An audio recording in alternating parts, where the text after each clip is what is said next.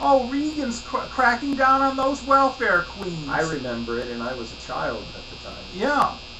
And George W. Bush, he's for the family. He's for the marriage of one man and one woman.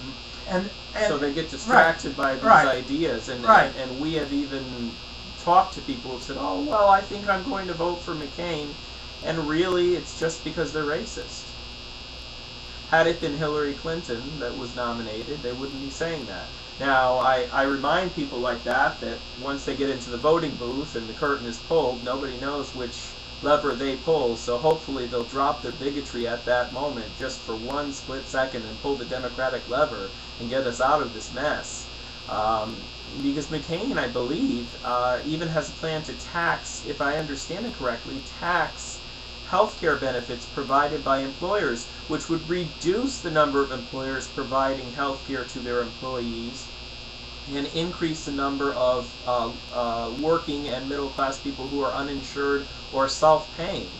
And he has no plan to do anything about the pre-existing condition exclusions, the underwriting, all of that. But if you have 7 houses, I mean, certainly that's not an issue with you. That's just a minor bill in healthcare. So as far as the maverick status for McCain, we don't buy it. We hope that he does not have an opportunity to prove us wrong by getting elected. However, in the worst case scenario, if he did get elected, we hope he does prove us wrong and show that maverick streak and buck the trends of the corporatism and make changes. I don't think it's going to happen if he's elected. And certainly Ms. Palin is not qualified to be vice president or, God forbid, president someday. One thing I wanted to say was, some listening to this video statement that we're making would say, why do they hate America? That's a refrain. No matter what argument you make, the right-wing Republicans use the same refrain. Why do they hate America? No, we hate bigotry. And I've heard people say, well, other countries have bigotry and have right-wing regimes. Absolutely. Absolutely. Certainly we learned about the French with all the burnings of the tires in Paris back in the year 2005. These Arabs are citizens of France and have been there for generations and can't get any jobs. Germany is at least repentant for what it did in the Second World War. I was in Berlin in 1999 and saw a big sign at the largest subway station in Berlin saying, we can never forget the unspeakable crimes we committed at, and then it listed about 15 concentration camps. And of course in other countries bigotry has arisen again. In Poland, where there was always anti-Semitism, and now there's virulent homophobia. In Romania, there's virulent homophobia, where there had been anti-Semitism before the Second World War. So countries, and of course with Great Britain and the Irish. So certainly there are all around the world. Canada. We went to Canada thinking it was a liberal nirvana. It is most certainly not. It is in a big city like Vancouver, but you get out 20, 25 miles and you'll find the anti-Chinese feeling and anti-Native American feeling. So countries everywhere. It's a failure of human beings, not of Americans. But as American citizens, we don't feel it's pro-American by going along with bigotry and trying to cover up bigotry.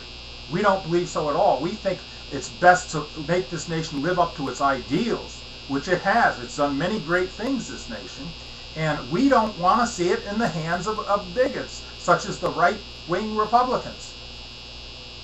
And of course, speaking out and exercising the freedom of speech as we're, my voice cracked, the freedom of speech as we are doing on this webcast, which probably won't be viewed by very many people, but hundreds of thousands of Americans, hopefully millions of Americans, understand the freedom of speech guaranteed to them in the First Amendment, the right to peaceably assemble and protest the government for redress of grievances, which is what people did outside the Republican National Convention. We weren't there, but what we saw on YouTube was scary. People being rounded up by the hundreds and reporters dragged away.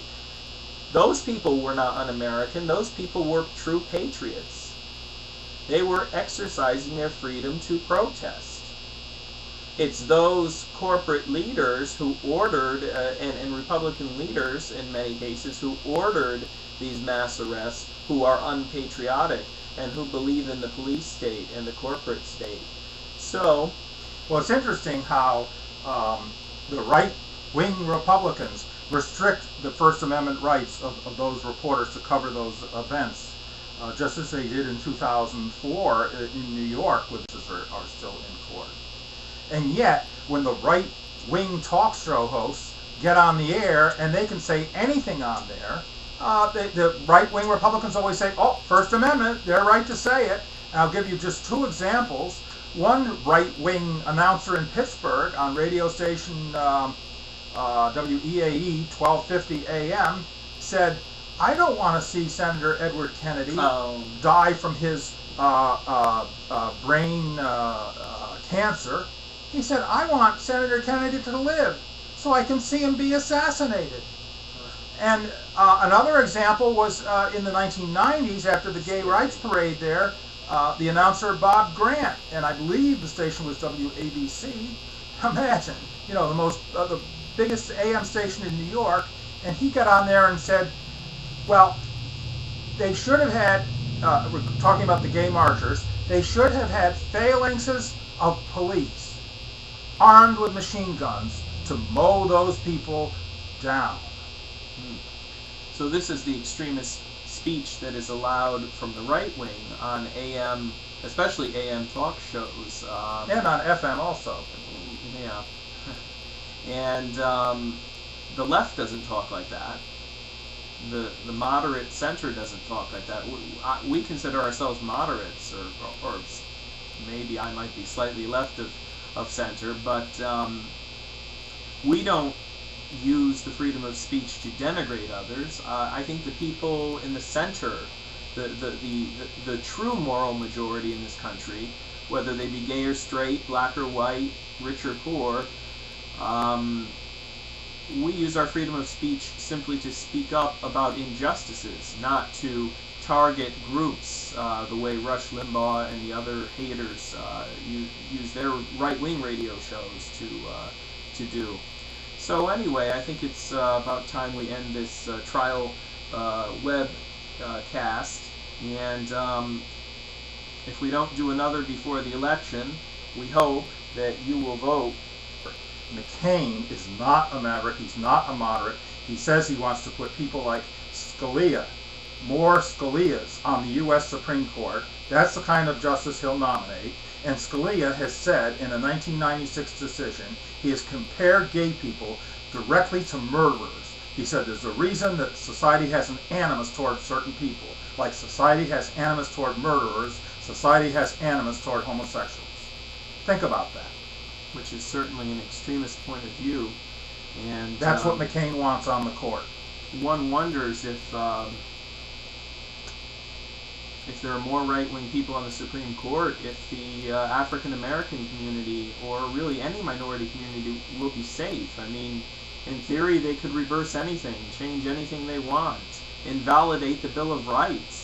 Well, they're already tampering with Brown versus Board of Education, which ended segregation in 1954. Yeah.